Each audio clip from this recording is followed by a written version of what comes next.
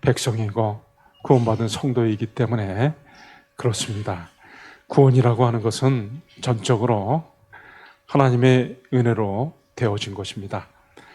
사람이 범죄하고 타락해서 하나님에게서 멀리 떠나서 영원한 지옥 형벌 그리고 영원한 고통 가운데 살 수밖에 없었던 삶이었지만 하나님께서는 범죄한 인간을 향해 불쌍히 여기시고 범죄한 인간들을 구원하실 계획을 세우셨습니다. 그래서 성부 하나님께서 때가 되면 독생자 예수 그리스도를 이 땅에 보내주셔서 사람의 죄를 다 씻으시고 해결해가지고 구원할 수 있는 그런 계획을 세워주셨고, 그 다음에 성자 예수님이 지나가신 다음에는 성령님을 보내주셔서 사람들로 하여금 구원자 되시는 예수님을 구주로 영접할 수 있도록 그렇게 성부 하나님께서 구원의 큰 계획을 다 세우셨습니다. 그리고 때가 되었을 때 하늘의 영광스러운 보좌에 앉아 계셨던 예수님께서 하나님의 기뻐하시는 뜻에 순종해가지고 우리의 죄를 다 없애시려고 이 땅에 연약한 인간의 몸을 입고 오셨습니다.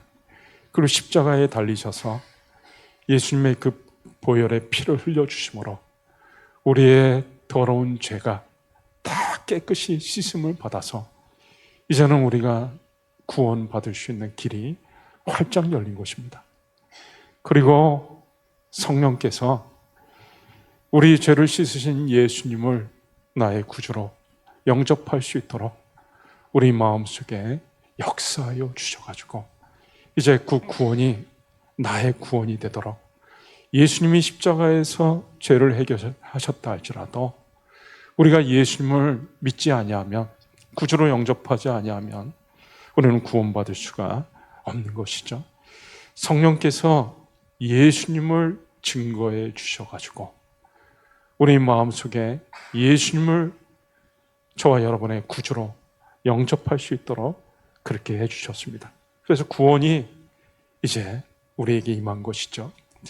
구원은 성부 하나님의 구원의 계획, 성자 예수님께서 구원을 성취하셨고 그리고 성령께서 우리 구원이 우리의 것이 되도록 적용시켜 주셔서 우리가 구원받은 것이기 때문에 우리의 구원이라고 하는 것은 전적으로 하나님의 은혜입니다. 성령께서 오셔가지고 예수님을 증거해 주셨기 때문에 우리가 예수님을 믿은 것입니다. 만약에 성령께서 예수님을 우리에게 증거해 주지 않았더라면 아무도 예수님을 믿을 수가 없습니다. 이 자리에 아무도 앉아있을 수가 없습니다. 고린도전서 12장 3절 말씀에 분명히 말씀했죠. 성령이 아니고는 예수를 주시라 할 수가 없다.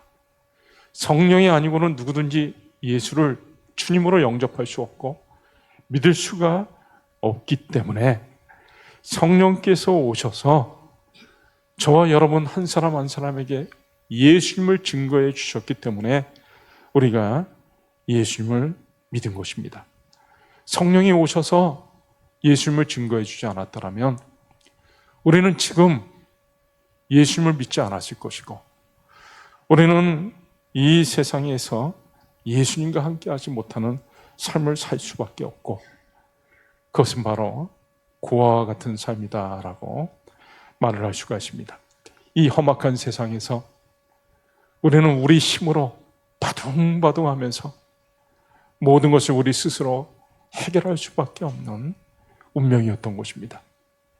고통 가운데서도 아무한테도 호소할 수 없는 그런 삶을 한마디로 고아와 같은 삶을 살 수밖에 없었던 것이죠.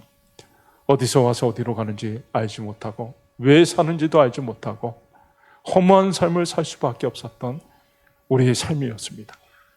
그러나 성령께서 오셔서 예수님을 증거해 주심으로 인해 우리가 예수님을 영접하고 이제는 예수님께서 우리와 함께 하시기 때문에 이제는 우리가 예수님을 통해 온갖 복을 다 누리게 되었습니다.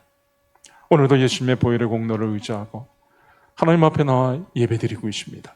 우리의 공로로는 하나님 앞에 나올 수가 없지만 이제는 예수님이 우리 죄를 해결해 주신 그 공로를 힘입어 우리가 오늘 이 자리에 하나님 앞에 나와 예배드리고 또 우리가 구하는 것들마다 예수 그리스도를 통해 하나님께서는 우리에게 만복을 쏟아 부어 주시는 것입니다. 성령이 오신 것은 너무나 기쁜 일인 거죠. 이제는 우리가 하루하루를 소망 가운데 살게 된 것입니다. 매일 꿈을 꾸며 살 수 있게 된 것이죠. 여러분, 우리가 예수님을 믿을 때 성령은 저와 여러분 우리 모두에게 성령이 임하셨습니다. 구약시대 때는 특별히 극소수의 사람들에게만 성령이 임했습니다. 왕과 제사장과 선지자와 같은 특별히 중요한 일을 감당해야 하는 사람에게 하나님이 성령을 부어주셔가지고 그 사람들이 그 직책을 감당해 냈던 거죠. 그러나 이제는 요엘 선지자가 예언한 대로 말세에 내가 내 영을 만민에게 부어주리니, 요엘 선지자를 통해서 예언했던 대로 또 예수님께서 약속하신 대로 이제 내가 보혜사 성령을 너에게 보내줄 것이다. 하나님께서 보내주실 것이다. 예수님께서 약속하신 대로 이제는 보혜사 성령이 우리 각 사람에게, 구약시대 때 특별히 극소수의 사람에게 임했던 성령이 이제는 우리 모두에게, 우리 각 사람에게, 예수를 믿는 각 사람에게 임해가지고 지금 성령님이 우리 안에 거하십니다. 그리고 성령은 우리 생애 내내 함께 하시는 거죠. 구약시대 때 성령은 잠깐 한시적으로 그렇게 거하실 때가 많았습니다. 왕과 제사장, 선지자의 직분을 감당하는 동안, 또 어떤 특별한 직책을, 특별한 일을 감당하는 동안만 머물다가 성령이 떠나는 경우가 많이 있었습니다. 그러나 이제는 성령께서 오셔서 우리 안에 내주하시면서 떠나지 아니하시고 우리 생애 끝나는 날까지, 우리 호흡 다하는 날까지, 마지막 순간까지 성령은 저와 여러분과 함께 하시는 겁니다. 여러분, 우리가 걷는 걸음 한 걸음 한 걸음마다, 우리가 나아가는 그 곳마다 성령께서 우리와 함께 주시는 거죠. 여러분, 성령은 하나님이신데 하나님이신 성령이 저와 여러분과 함께 하시고 생애 내내 함께 하신다 라고 하는 것은, 이건 참으로 놀랍고 감격스럽고 감사한 일이 아닐 수가 없습니다.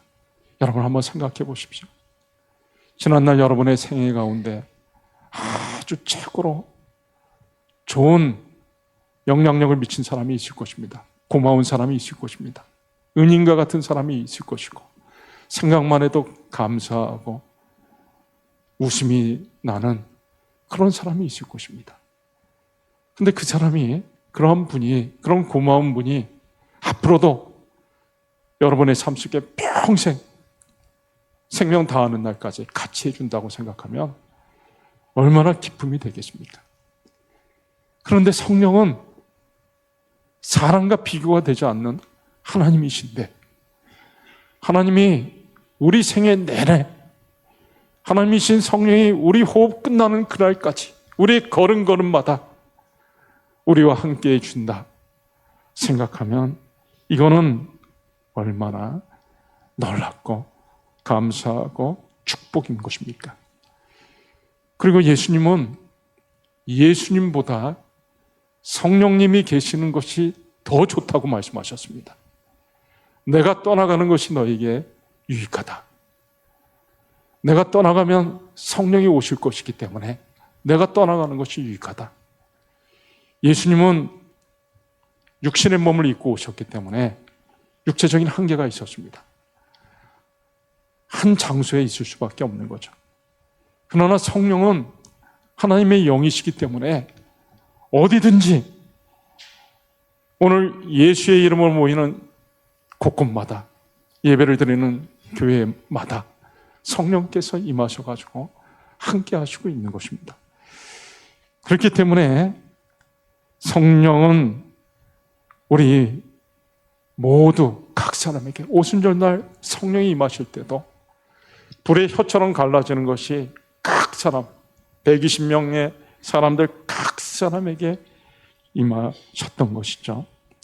여러분, 성령께서 하나님이신 성령께서 저와 여러분의 생애 가운데 내내 함께 하신다는 사실, 그것은 뭘 의미할까요?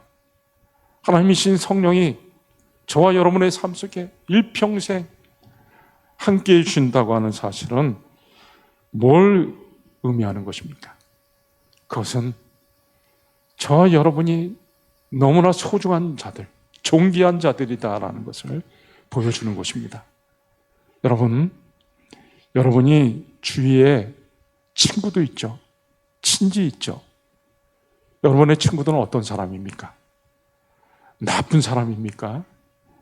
아주 성품이 못된 사람들, 아주 인간성이 나쁜 사람들, 그런 사람들이 여러분들의 친구입니까?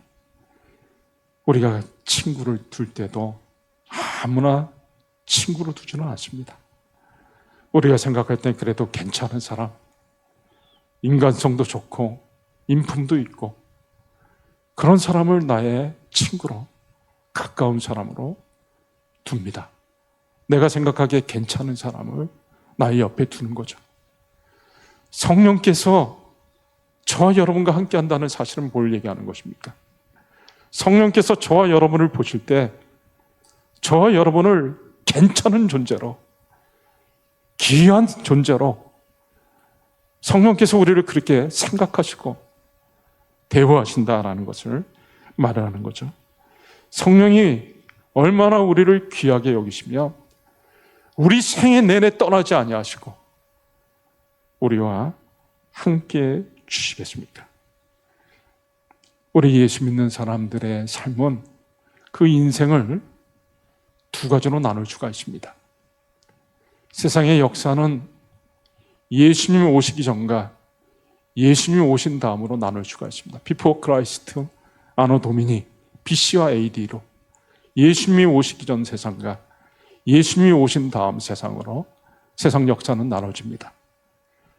예수를 믿는 사람들의 생은 둘로 나눠질 수가 있는데, 하나는 성령을 받고 성령을 제대로 인식하고 성령을 제대로 알고 나서의 삶과, 성령을 잘 모르고 성령을 인식하지 못하고 성령을 받지 못하고서 살았던 때 둘로 나눠줄 수가 있는 것입니다.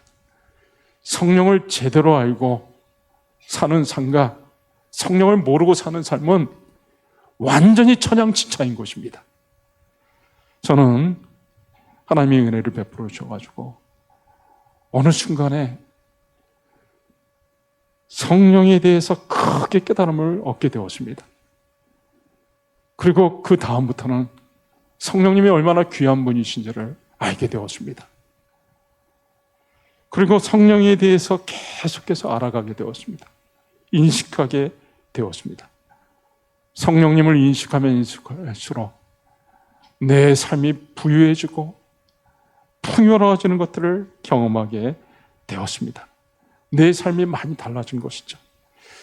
이제는 성령께서 나를 이끄시고, 전에 내가 내 생각대로 내 뜻대로 내 삶을 주도해 나갔을 때는 힘들고 아무것도 기대할 것이 없었습니다. 별로 좋은 것이 없었습니다. 그날이 그날이었습니다. 그러나 성령께서, 하나님이신 성령께서 내 안에 거하셔가지고 나를 이끌어 가시기 시작한 다음부터는 하루하루의 삶이 기대가 되는 것입니다. 오늘도 내 안에 계신 성령님, 나를 사랑하시는 하나님이신 성령께서 어떤 귀한 일을 이루실지, 어떤 놀라운 일을 이루실지 알지가 못하기 때문에 하루하루의 삶이 새롭고 하루하루의 삶이 놀랍고 하루하루의 삶이 기대가 되는 것입니다. 여러분, 우리는 저와 여러분의 삶 속에 일평생 함께 하시는 이 존귀하신 성령님, 이 존귀하신 성령님이 너무나 귀한 분이시기 때문에 우리로 하여금 예수님을 믿게 하셨고, 우리 안에 거하시고, 우리 생애 내내 함께 하시고, 죽는 순간까지도 성령이 우리와 함께 하시기 때문에, 걸음걸음마다 함께 하시기 때문에 우리와 함께 하시는 이 성령님이 너무나 우리에게 소중한 존재이기 때문에 우리는 성령님을 존중해야 되는 것입니다. 성령님을 근심케 해서는 안 되는 것입니다. 오늘 에베소서 4장 30절 말씀에 성령을 어떻게 하지 말라 그랬죠? 근심하게 하지 말라. 성령을 근심하게 하지 말라라고 말씀했습니다. 성령을 근심하게 하면은 그 사람은 불행한 삶을 살 수밖에 없습니다. 성령을 근심하게 하면은 성령이 일하시지 않습니다. 성령이 탄식하고 성령이 더 이상 역사하지 않는 것입니다.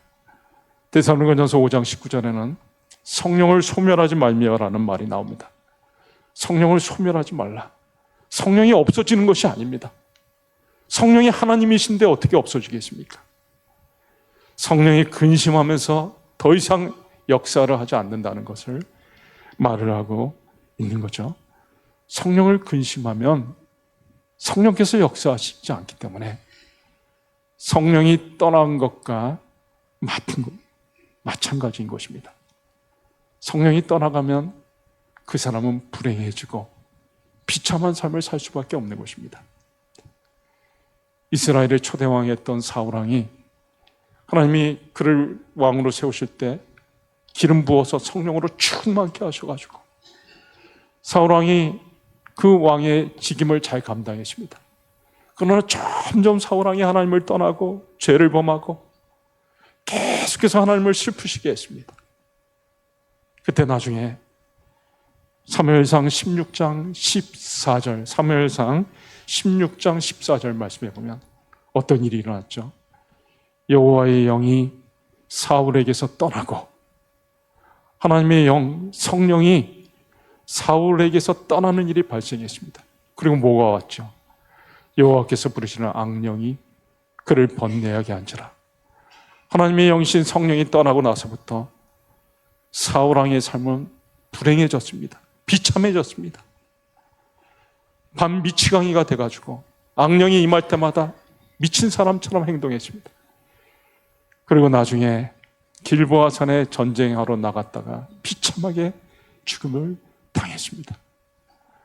하나님의 영이신 성령이 떠나가면 그 사람은 비참해지고 불쌍해지는 것입니다. 다윗이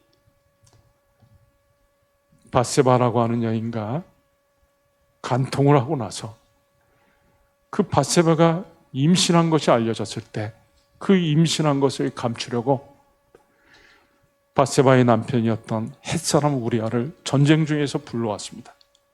그래가지고 아내와 잠자리를 갖게 해가지고 자기의 자식이 아니라는 것을 감추려고 했던 거죠. 자기 자식이라는 것을 감추려고 했던 거죠. 그런데 이 햇사람 우리아가 너무나 충성스러워가지고 아내와 관계를 갖지 않고 집에도 들어가지 않았습니다. 자기의 계획이 실패하자 다윗이 햇사람 우리가 충성스러운 이 신하를 교묘한 방법으로 죽였습니다. 자기는 완전 범죄라고 생각했지만 하나님께서 다윗의 그 행위를 다 보고 계셨던 거죠. 나단 선지자를 보내가지고 책망합니다. 이 나쁜 놈아, 네가 그렇게 많은 여인이 있으면서도 하나밖에 없는 아내를 가진 사람을 네가 죽여버렸냐? 네가 여인을 더 달라고 하면 내가 더 줬을 텐데 이 나쁜 놈아. 하나님이 다윗을 책망했을 때, 그리고 징계하셨을 때, 벌을 내렸을 때 다윗이 하나님 앞에 몸부림을 칩니다. 그러면서 하나님 앞에 간절히 기도했던 내용이 있습니다. 그것이 바로 시편 51편 11절 말씀이죠. 나를 주 앞에서 쫓아내지 마시고 주의 성령을 내게서 거두지 마소서. 주의 성령을 내게서 거두지 마소서. 다윗은 하나님의 영이 임하셔가지고 지혜롭게 모든 것들을 행했었고 하는 일들마다 형통했습니다. 다윗은 하나님의 영이 자기와 함께한다고 하는 사실이 어떤 것인지를 잘 알고 있었습니다. 하나님의 영이 떠나면 그 삶이 어떠한 것인지도 알고 있었습니다. 사울왕이 하나님의 영이 떠나고 나서 비참한 삶을 사는 것을 다윗은 눈으로 목도했던 것이죠. 그리고 하나님 앞에 간절히 기도하고 있습니다. 제발 하나님의 영을, 성령을 거두지 마옵소서. 여러분, 성령은 저와 여러분과 늘 함께하고 있는 거룩하신 하나님이십니다. 우리가 늘 성령님을 존중하고 성령님을 근심케 하지 말아야 되는 것입니다. 성령님을 근심케 하면은 성령님이 슬퍼하시고 더 이상 저와 여러분과 함께하지 아니하시고 역사를 하지 아니하시면 그러면 우리는 내리막길 비참한 삶을 살 수밖에 없는 것입니다.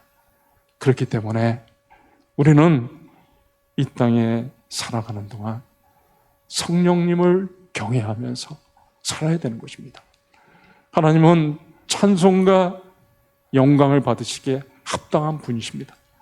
성령님도 하나님이시기 때문에 우리의 찬양과 영광을 받기에 합당한 분이십니다. 우리가 늘 성령께서 우리를 지켜보고 있다고 하는 사실을 우리는 잊지 말아야 됩니다. 요셉이 애굽에 팔려가지고 애굽의 시대장 보디발의 집에 있을 때 이 보디발의 아내, 이 귀부인이 요셉을 계속 유혹했습니다. 눈짓을 하면서 나와 동침하자. 요셉이 자리를 피해가지고 도망갑니다. 날마다 계속 요셉이 아마 굉장히 멋있었던 청년이었던 것 같습니다. 계속 요셉을 붙잡고 동침하자. 그러다 어느 날 결정적인 찬스가 왔습니다. 집에 아무도 없고 요셉이 그 집안에 일이 있어서 들어왔는데 이 여인이 요셉을 붙잡고 놓아주지를 않습니다. 나와 동침하자. 강하게 붙잡고 놓아주지를 않자 요셉이 어떻게 했습니까? 요셉이 옷을 벗고서 도망쳐버렸습니다. 여인이 유혹할 때마다 같이 있지도 않고 도망쳐버리고 끝내는 옷까지 벗어놓고 도망쳐버린 거죠. 요셉이 왜 그렇게 했을까요? 요셉은 단 한 가지, 오직 하나님의 눈을 의식했던 것입니다. 창세기 말씀에 보면 내가 어찌 이 큰 악을 행하여 하나님께 죄를 지으리까? 하나님이 지금 지켜보시고 하나님의 눈이 지금 보고 있는데 내가 어떻게 하나님 앞에서 이런 죄를 저질 수 있냐라는 거죠. 여러분, 우리 안에 계시는 성령님도 저와 여러분이 하는 행동 하나하나를 다 감찰하고 있습니다. 사도행전 5장에 보면 아나니아와 삽비라 부부가 나오는데 밭을 팔아가지고 속이고 밭의 일부는 감추고 하나님 앞에 바치는 장면이 나옵니다. 그때 베드로가 아나니아를 향해서 꾸짖습니다. 네가 성령을 속이고 거짓말을 하면서 이렇게 하냐. 그리고 그 혼이 떠나고 죽습니다. 얼마 뒤에 그의 아내 삽비라가 왔는데 똑같이 부부가 한 통속이 돼가지고 똑같이 거짓말을 합니다. 너희 부부가 어떻게 성령을 속이고 한 통속으로 거짓말을 하느냐. 부부가 한날의 초상을 치르는 일이 일어났던 거죠. 성령께서는 저와 여러분의 일거수일투족을 다 살피시고 우리 삶 속에 우리가 행하는 모든 것들을 다 감찰하고 있습니다. 제가 얼마 전에 테슬라 차를 운전한 적이 있었는데요. 미국에서 테슬라 차가 얼마나 좋은지 자율운행, 완전 자율운행이 운행이 돼가지고요. 지금 목적지를 딱 좌표로 찍어 놓으면 핸들을 딱 대기만 하고 있어도, 움직이지도 않고 대기만 하고 있어도 목적지까지 정확하게 갑니다. 그리고 심지어 충전할 필요가 있으면 알아서 충전하는 장소까지 자기가 찾아서 가가지고 열고 충전까지 다 합니다. 기가 막히죠. 근데 어떻게 그렇게 할 수가 있는가? 이 테슬라 차가요, 눈이 9개래요. 9개. 그래가지고 우리 차와 다르게 9개의 눈이 있으니까 곳곳에 있는 거 다 보는 것입니다. 여러분, 성령님은 눈이 몇 개일까요? 테슬라보다 더 잘 볼까요? 못 볼까요? 성령님은 저와 여러분의 일거수일투족, 우리의 생각까지도, 우리의 말하는 모든 것들을 다 보고 감찰하시는 분이십니다. 그렇기 때문에 우리는 참으로 성령님의 눈을 늘 의식하고 살아야 되는 것입니다. 성령을 근심해서는 안 되는 것입니다. 이제 말씀을 맺습니다. 성령이 오신 것은 너무나 귀하고 기쁜 일입니다. 성령이 오시지 않았더라면 우리가 예수님을 믿지도 못했을 것이고, 우리가 구원받지 못했을 것이고, 예수님과 함께 하지도 못했을 것입니다. 그러나 이제는 성령께서 오셔가지고 우리가 이 땅에 살아가는 동안 성령이 우리 생애 내내 호흡 마치는 날까지 우리와 함께하여 주십니다. 우리는 그만큼 존귀한 자들입니다. 우리 안에 거하시는 성령님을 우리가 존귀히 여기고, 그리고 성령을 근심케 하지 않고 늘 성령님의 눈을 의식하면서 살아가는 저와 여러분들이 다 되실 수 있기를 주의 이름으로 축원합니다. 이 시간에 우리 같이 한번 말씀 붙잡고 한 1, 2분 정도 같이 간절히 기도할 때 성령이 우리에게 오셔서 예수님을 구주로 영접하고, 또 성령께서 우리 생애 내내 우리와 함께하여 주시니 감사합니다. 우리 안에 거하시는 성령님을 존중하고 성령을 근심케 하지 말고 언제나 우리를 살피시는 성령님의 눈을 의식하고 하루하루를 살아가는 저희들이 되게 하여 주시옵소서. 우리 같이 1, 2분 동안 합심해서 말씀 붙잡고 기도하겠습니다. 하나님 아버지 감사합니다. 이 시간에도 하나님의 말씀을 붙잡고 기도할 수 있도록 은총 베풀어 주신 거 감사합니다.